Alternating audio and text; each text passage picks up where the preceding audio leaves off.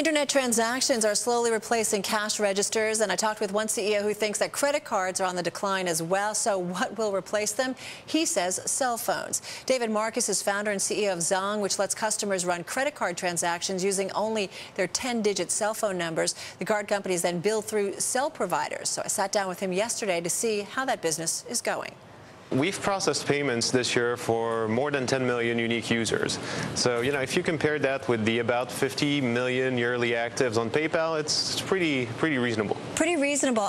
Hey, is PayPal your target here, or Amazon? Is that who you guys are kind of going after with this?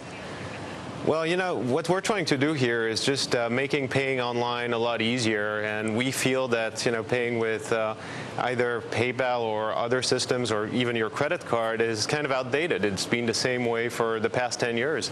And so, there are 95% of the people on a given site, when they want to purchase something, they just abandon halfway through. So, making it easier and more convenient to pay is a big deal. But PayPal and Amazon, David, still the big gorillas, if you will. I mean, they're going to obviously be watching any kind of other strategy that is successful, and will certainly, come back with their own strategy. So how do you compete against these big established players already? Well, actually, the fact that they're big and established is great for us because that makes them much slower. But the reality for us is that it's the technology behind what we're doing is extremely complex, and the barrier of entry is very high. We're connected to 107 carriers with which we have individual deals, and it took us 9 years to make it happen. And on the other side, we're also connected to traditional payment card systems with Visa, MasterCard, American Express, and all of the big networks. So it's a complex platform to put in place. And even if you throw $100 million at it in a couple of years, right, not sure you're going to make it. Talk to me though about making it. I mean, how much money? You guys aren't making money yet, is that so?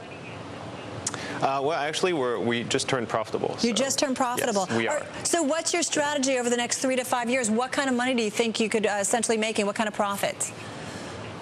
Well, I think the online payments industry is huge. Today, we're very focused on enabling payments on social networks and gaming websites, online gaming. But as the cost of transaction go down, we'll be able to address e-commerce, and that's the biggest opportunity out there. But the social gaming and social networking side of things is already an addressable $10 billion market today. So.